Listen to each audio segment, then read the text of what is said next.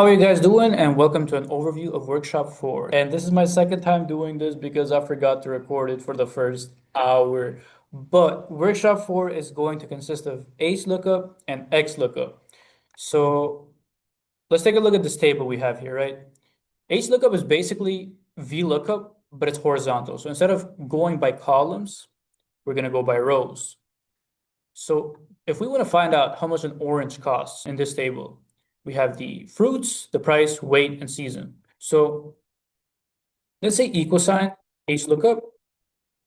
Our first part of the formula is going to be our reference, same as VLOOKUP. Our second part of the formula is going to be our table, same as VLOOKUP. Just one thing I should mention, this time we want to select the whole table, including the headers. Why do we do this for HLOOKUP? Because that's where our reference usually is. Now, just like in VLOOKUP, where our reference has to be at the first column or the leftmost column, when we're doing an HLOOKUP, we want for our reference to be at the very top, the very first row. So that means that orange, which is at the header of this table, has to be selected. That's why we select the whole thing for HLOOKUP. We put comma and then row index number. So same way that we count the columns in VLOOKUP, here we count the rows. So we got the first row and the value we want, the price is in the second row. So we type 2, 0 for exact match. How much does a pair cost? Again, equal sign, HLOOKUP, select the pair. That is our reference, our shared cell. Select the table where that shared cell is. And within that same table, which row contains the data we're looking for? We got the first, second. And then exact match. We don't need to log this for this one, but I'm going to do it anyways, just for good practice.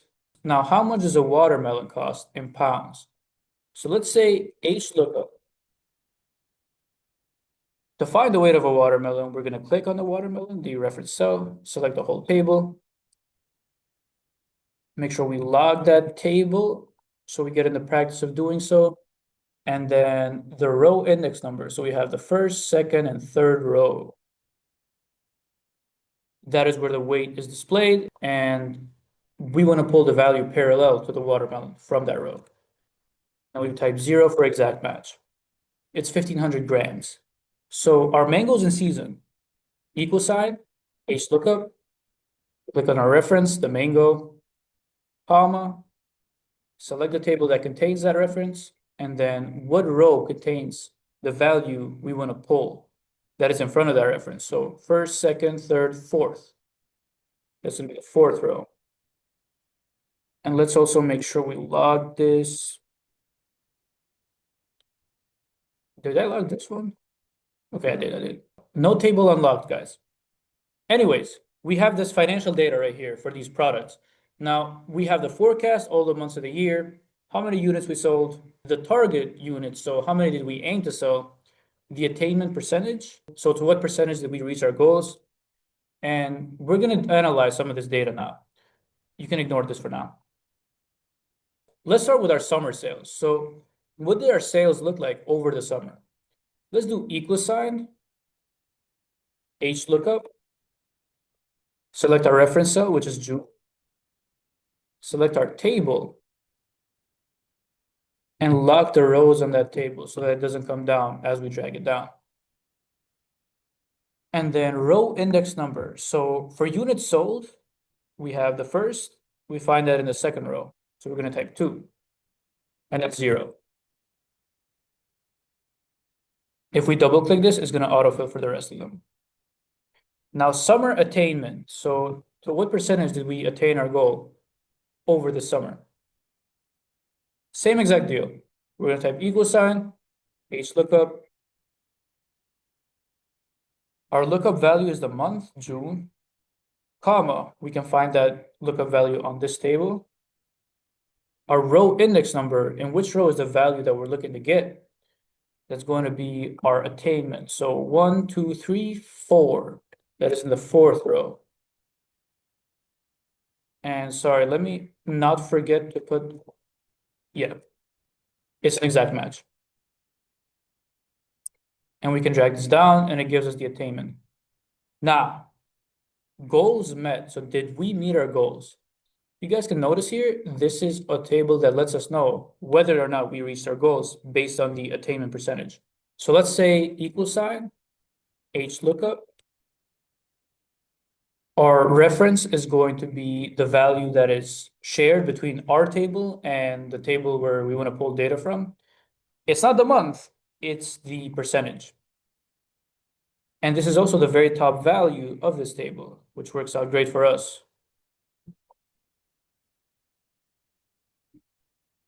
Let me select this whole thing. Comma, our row index number. So we have the first, and we're trying to get our information from the second row. And then true or false. Well, as you guys can see, we have 0 through 70, 70 through 90. We have ranges, so we're going to say true or 1. And let me also make sure to lock this table. No table left unlocked. Now, one more thing I want to go over with HLOOKUP, because sometimes the tables can get complicated. Now, let's take a look at this table here. We have our months of the year and our different types of goods. And on this other table, we have the same information, but flipped. So how can we find this information and pull it using HLOOKUP? Let's start with what we have. So let's say equal sign, HLOOKUP. Now, our reference, is that going to be October or is that going to be finished goods? Well, guys, think of it like this. For HLOOKUP, our reference has to be, again, at the very top row of the table. So because the top row has the months, our reference is going to be the month. And then we say comma. Our table is going to be this entire thing, which you already know what's going to happen to it. It's going to get locked. Let me reselect that.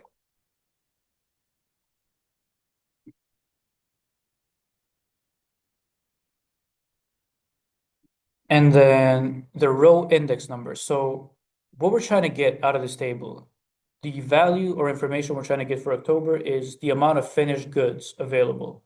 So for finished goods, we don't have it in the first row, but we can see that in the second row. So we're going to type 2 and then 0 for exact match. We can drag this down, and we also get that information for November and December because they're also at the top of this table. Now, if we try to drag this sideways, what's going to happen? Well, we're going to get an error. And let me tell you guys why. Now, this has nothing to do with dragging the table some type of way.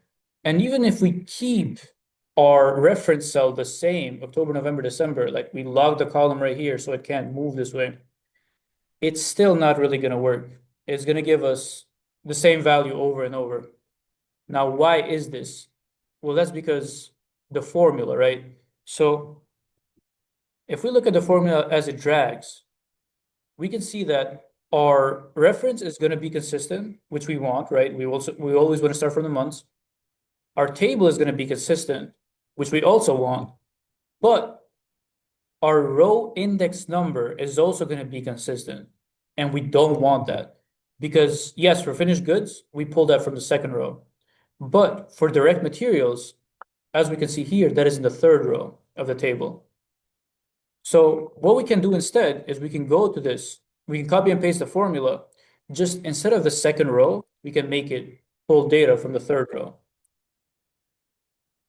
And so you don't have to lock any of these, by the way, as far as like you only really have to lock the row numbers because the formula you cannot drag either way. You cannot drag it sideways, at least not for this type of problem. So we can copy and paste the formula though across the left and right. And here we can see that for the boxes, we're trying to get information for them.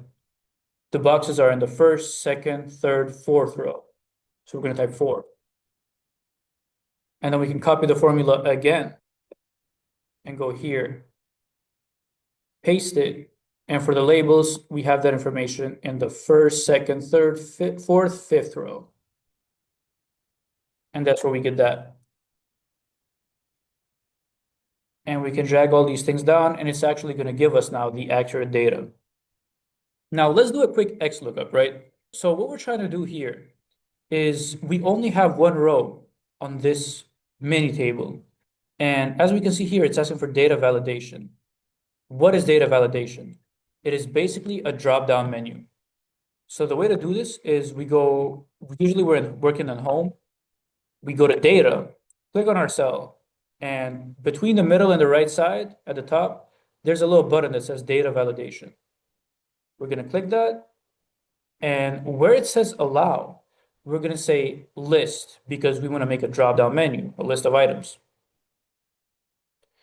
And where it says source, this is basically asking, what do we want those values on our list to be, or those options on our list to be? It's going to be these. We have October, November, December, and we want a drop down of the different types of goods. So we're going to select these, and we're going to say OK. Now we have a little arrow that lets us choose and switch between boxes, direct materials, and finished goods and stuff. So looking at this, how are we going to pull the data from October? Well, it's asking us to use XLOOKUP, and we know how to use XLOOKUP. So let's start by putting an equal sign and saying XLOOKUP. Three mandatory values because this is an exact match. So we're going to click on a reference, which is cell A11, comma. We're then going to click on where we can find our reference, which is this column right here because finished goods is in this column. Another comma, and the return array, which is where is the data that we're trying to get. That's going to be October. Now, when it comes to locking this, guys, be very careful. We want to be able to drag this, right? So we're going to drag this sideways, November and December. We want this blue one to become like November and December. So we're not going to lock this part of the, sorry, we're not going to lock this part right here because for where it returns the value, we want it to be dynamic, just like in our table. As we move, we want it to return something from a different column. When it comes to G1 through G5, this is the cell where our reference is finished good, direct materials, boxes, labels. We don't want this to change as we go to the right. So we're actually going to lock this. And this is because, again, this is where our reference is. And speaking of references, as we drag our formula toward the right side, our reference is also going to be dragged from A11 to B11 and from B11 to C11. And we don't want that either. Let me show you how. So if we drag this way, we can see, okay, this is perfectly fine. But this, if you look at it, our reference becomes the cell next to it. Excel kind of just does that automatically. So we're actually going to lock the column for our reference also. And this isn't something that you necessarily memorize. It's different depending on what type of data you're working with. You kind of have to logic your way through it. But now we have our October, November, and December finished goods. Again, our reference and where we find the reference doesn't change, but the value we get back for it changes depending on what month we're looking at. And if we change the selection on our drop-down menu, we can see all the types of different options, making this a very dynamic way to display our data.